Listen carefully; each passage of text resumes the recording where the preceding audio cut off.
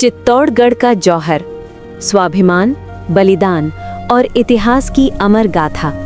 राजस्थान की धरती पर बसा एक ऐसा किला जो सिर्फ पत्थरों से नहीं बल्कि त्याग, शौर्य और स्वाभिमान से बना है। ये है चित्तौड़गढ़ का किला। यहीं पर इतिहास के सबसे दर्दनाक लेकिन सबसे गौरवशाली अध्याय लिखे गए। जौहर के अध्याय। चित्तौड़गढ़ किला मेवाड़ की राजधानी था।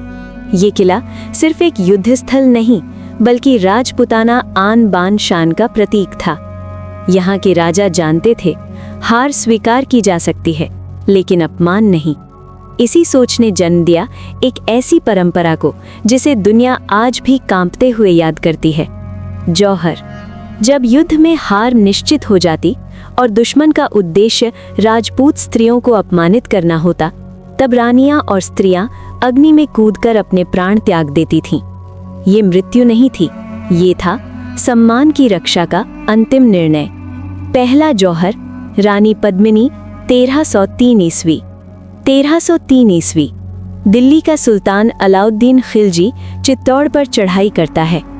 कारण बताया जाता है चित्तौड़ की रानी पद्मिनी की सुंदरता। जब किला टूटने की कगार पर पहुंचा, तब रानी पद्मिनी ने हजारों स्त्रियों के साथ जौहर करने का निर्णय लिया। एक विशाल अग्निकुंड सजाया गया। केसरिया वस्त्रों में सजी राजपूत रानियां जय भवानी का उद्घोष करती हुई अग्नि में समा गईं।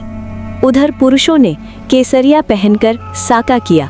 अंतिम युद्ध जिसमें जीत नहीं केवल वीर गति होती है। दूसरा जौहर, रानी कर्णावती, 1535 ईस्वी।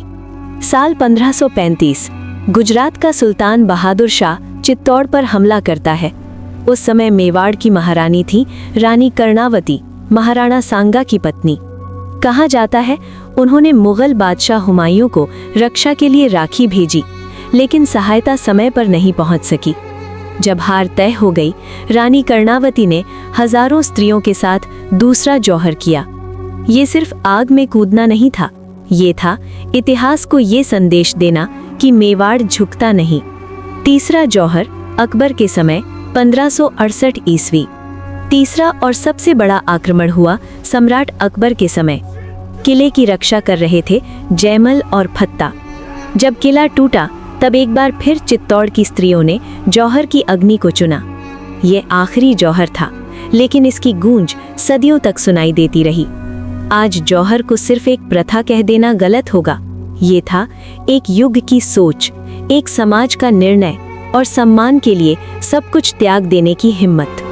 चित्तौड़गढ़ का किला आज भी खड़ा है, शांत लेकिन बोलता हुआ। उसकी दीवारें कहती हैं, यहाँ पत्थर नहीं, इतिहास जला है। अगर आपको ये कहानी अच्छी लगी हो तो इसे आगे जरूर पहुंचाइए, क्योंकि ये सिर्फ इतिहास नहीं, हमारी पहचान है।